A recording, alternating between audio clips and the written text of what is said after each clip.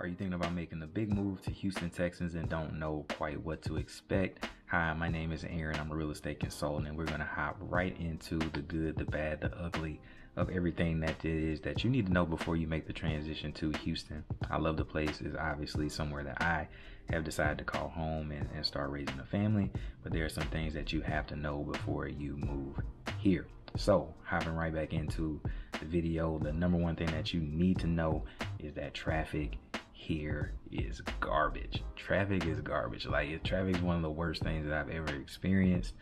There's so many people here. There's just so many cars. It feels like at all times. Like it's right now, it's like 1:30. I can hop on the road right now and it'll be just cars basically going in any direction that I want to go. Traffic is going to be traffic here in Houston. I don't know if you've ever seen a meme that Houston is an hour away from Houston, but that's a real thing here, depending on where you're trying to go and where you live and all that stuff, right? So when me and my wife first moved here, we actually moved in the Energy Corridor area, which is like on the very west edge of Houston. It's a couple blocks away from Katy, and we actually were moving to a place where, you know, we were supposed to be about the same distance as where we were work-wise and living-wise from where we were in San Antonio before we made the move. So we thought we're about 15 miles away from where we are going to be working and living. We thought everything was going to be good. You know, in San Antonio, that would only take us like 30, 45 minutes on a bad day. So we assume we live about the same distance from where we are here in Houston.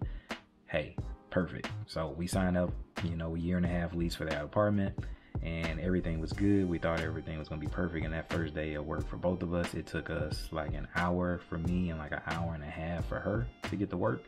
And it's just like, that's a dream killer. And that's like a fairly normal day, depending on where you live and kind of where you work. And that commute on Katy is just like one of the absolute worst, right? That commute on I-10 coming into the city and going out to the city is like one of the absolute worst. And it was one of those things that it made my wife threaten to like go back to San Antonio a couple times on me. Like, it was just so bad. And there were so many days where if there was like a wreck, or if there was just like a little fender bender or some lane closure, that it would take us like and it's taking me at my longest time like 2.5 to 3 hours to get home from work, right? And that's not including being at work for 40, 50, 60 hours a week. That was just your average day commute. So account for traffic. That's the number one thing that you got to know here, that traffic is going to be bad. Now, a lot of my clients kind of come from bigger cities as they're moving here. So they're already kind of accustomed to having to deal with the traffic. But if you're not coming from a heavy traffic place, traffic is the number one thing that you got to know about. The second thing that you got to know about is that this city is booming, right? There are so many people coming here. The infrastructure is being improved at all times. There is constant construction. That's commercial, that's real estate, and residential. That's also roadway. There's construction at almost all times, right? And you can see it just as you hit different corners. Like on the residential side, as you go in some of these areas that are starting to like transition and get a little bit more of a beautification, a little gentrification, however you want to call it, right? As you hit different side streets, you're going to see basically like these townhomes or new homes being built like pretty much on every corner in some of these areas. So like areas like I live, me and my wife actually bought in the Independence Heights area of north of the Loop. You're going to see some of that in like the Fifth Ward, your Sunnysides, your Spring Branches. You're going to see that in a lot of these areas around the city. And that's not even including all the roadway construction to make some of these lanes wider. 288 just got a big overhaul to give them an HOV lane.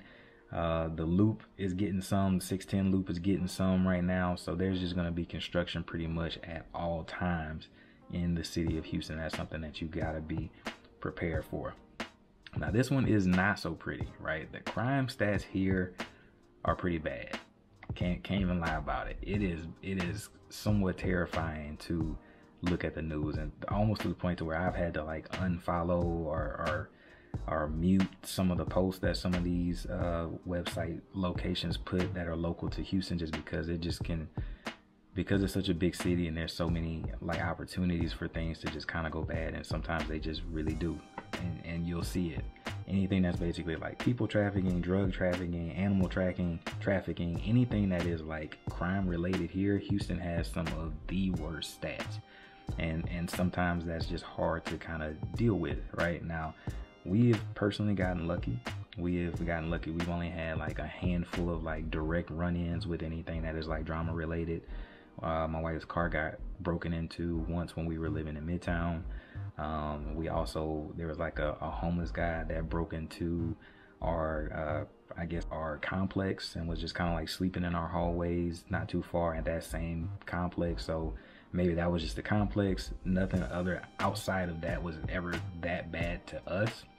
But I've had some other family and friends that have been like robbed or assaulted or anything like that here, right? So I've had some people that have had some really bad things happen to them directly. We've gotten lucky, but I can say that the crime stats here are pretty terrible, right? So you have to be on a swivel. On a more positive note, of the big cities that, you know, I think we're top 4, top 5 right now as far as like city size of largest cities in the US. So of those cities, we're like definitely one of the more affordable ones, right? So a single family home here, you know, the average single family sales house as of right now is like $385,000. Compare that to like a California or a New York or some of these other big cities, right? That's not even close to what people are paying for a single family home. And out here, you know, especially if you're looking to go older, you're going to have a lot of house for $300,000 to $400,000, right? You're going to do well. You're going to be in a good spot. So affordability is one of those things that is a positive for what to expect when you move to the city. The next thing that is kind of also a bummer, and we experienced this firsthand with the numerous times that this has occurred on a large scale as well as a small scale, is the flooding potential. So as we moved here from San Antonio, and my wife and I were actually born and raised in Baton Rouge, Louisiana, so we are no strangers to having hurricanes or a lot of rain or a lot of storms. We're used to that kind of thing. And I've grown up my whole life kind of looking at that warning and just being like, that's okay, we can still go and do our thing and still live our life. Out here, if that warning happens, it is absolutely a real threat, and you need to make sure that you're going to be inside. The flooding potential here is crazy. I have never been so in tune to when I see flash flood warning or flash flood potential in an area flash flooding. I go inside and I make sure that I'm safe, just because in almost an instant, if Houston gets any amount of heavy rain, if at the bare minimum it's not going to necessarily flood everywhere, but streets are going to be flooded. There's going to be interstates that are going to probably be closed down or need to drain before you can use them, or there's going to be lanes closed on the interstate at the bare minimum. Like, any substantial amount of rain here can pretty much shock just anywhere, and that's city, suburbs, that's pretty much anywhere in the greater Houston area. And so when we moved here, you know, we were just kind of living our life, and we were seeing, oh yeah, there's going to be some rain here. And then we had like the tax day floods that were bad. Then we had like Harvey that was bad. And it just, the list goes on and on since we've been here 6 years or so now, going on 7 years. And it's just like, I feel like every year we've had some kind of rain event where we either couldn't go to a certain part of town, or we had to alter our route just to avoid rainwater or standing water or something along those lines. That just is kind of the thing that you got to deal with when you're living here. So regardless of what you're going to do or where you're going to live, I tell almost all of my clients it's 100% mandatory to get flood insurance no matter where you live. If you can get flood insurance, get it. So if this video so far has been any good to you, man, hit that like button, hit the subscribe button. I'm doing these kind of videos every week. Hit that notification bell so you don't miss out on any of these kind of videos. So hopping right back in, the next thing that is one of the most beautiful things about being in Houston is that it's so diverse. Like, so I'm from Baton Rouge, Louisiana. Like I said, when I grew up there, it was pretty much just like black and white, right? Now I know there were some other races that I eventually went to high school with when I went to Episcopal High School, but like before I went to Episcopal, I had only basically seen black people like my whole life. Then as I got a little bit older and I started going to Episcopal, I started to see that there were like white people and Asian people and Indian people, and I started to see these different groups of people. But before then, my worldview was very small, and it was basically like black and white in Louisiana. You just kind of get used to that kind of thing, right?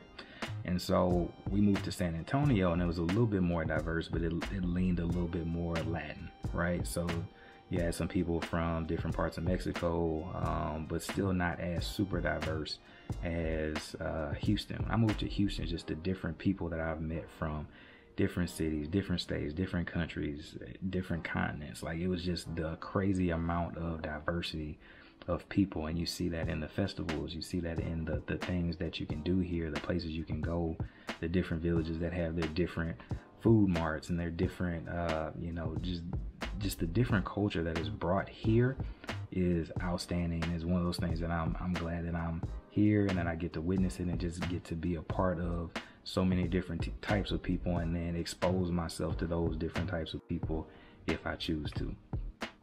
And kind of along those lines, the next thing is that there's always something to do here. So kind of like I said, there's always like a festival here. There's always like an outdoor thing that you can do here. There's always like a marathon going on. There's always a car show. There's always an art gallery. There's always Cirque du Soleil. There's always literally something to do here. And you don't have to spend a lot of money.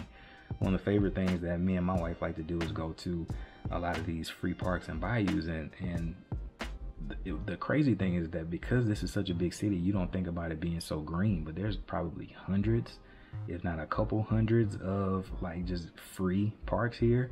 Some are more elaborate than others, right? Some are just neighborhood parks here or there, but just within like a 5-mile radius of where we live, there's like 5 public parks, and then we can get right down to the bayou. And then if we go a little bit further south and we want to go to like the museum district and all that stuff, there's all the parks and the botanical gardens and all those things out there that are super free, and things that are just beautiful that we pay for with our taxes, right? But it's just one of those things that you don't think about, but there's always literally something to do here.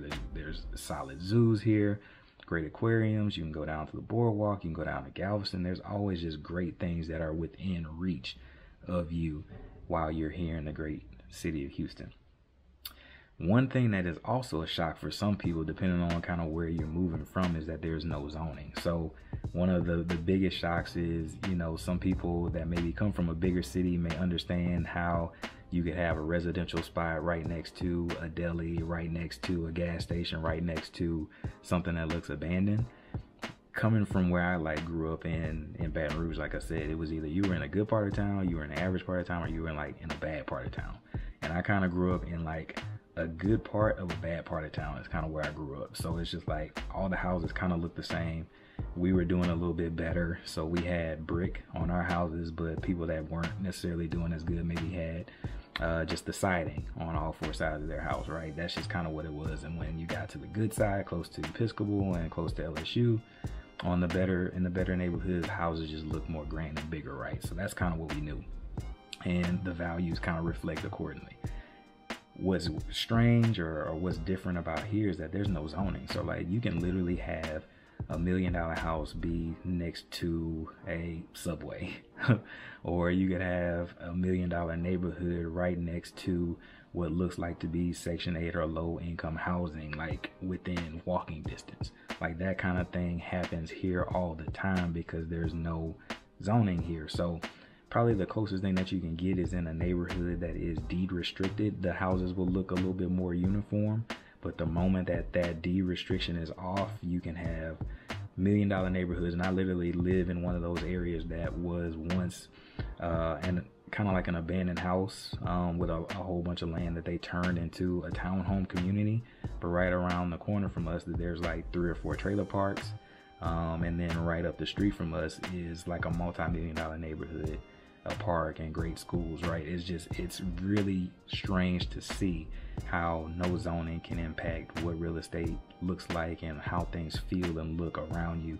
And even in some of the most desirable areas, we're talking your Montrose, your Midtowns, your Edos, we're talking your Heights. Probably is the craziest one is the Heights, because you can walk around there and literally see $3, $4, $5 million houses, and then right next to it see this little shotgun house that you would think would be super cheap, but it was renovated, so now it's worth $700,000. Like, it's just really crazy to see. And that's one of the cool things to expect when you get down to the city of Houston. And the last thing, and this one is also kind of a sucky one, in that property taxes here can be super trash, especially if you're doing new construction and you're going to be in one of the burbs. Most of the suburbs right now for new construction, most of the new developing master plan communities surrounding the city of Houston have a tax rate that is above 3%.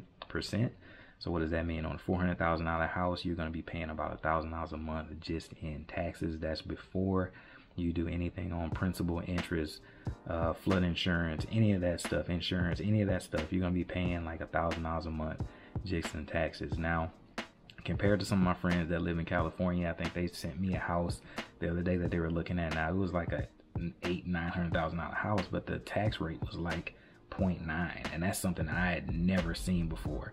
We live in a pretty low tax rate area here in the Independence Heights area for us, and it's like 2.4, but he had a tax rate of like 0.8, and that was crazy to me to see that. And even though his price point is much higher than some of the price points I guess offered here in the city of Houston, the taxes will be closer than you probably think for a lot of these locations, even though he may be looking at $1 million home option versus someone that's looking at like a $300,000 or $400,000 house here, right? So that's the video for today. That's 9 things to expect once you're moving to, or if you're considering the big move to Houston. Hit me up with in my email, hit me with a DM, hit me with a call, hit me with a text. Text message is probably the quickest way to get my attention. I'm kind of on the go, and text messages is probably the easiest way to make sure you get my attention. Say, hey, I'm such and such from YouTube, and I'll make sure that I take care of you. Hit the comment section. I'm checking those, and I'm making sure I'm responding to those super quick. If you have any questions at all of my information is going to be in the description underneath this video. I look forward to hearing from you, and I hope you have an amazing week.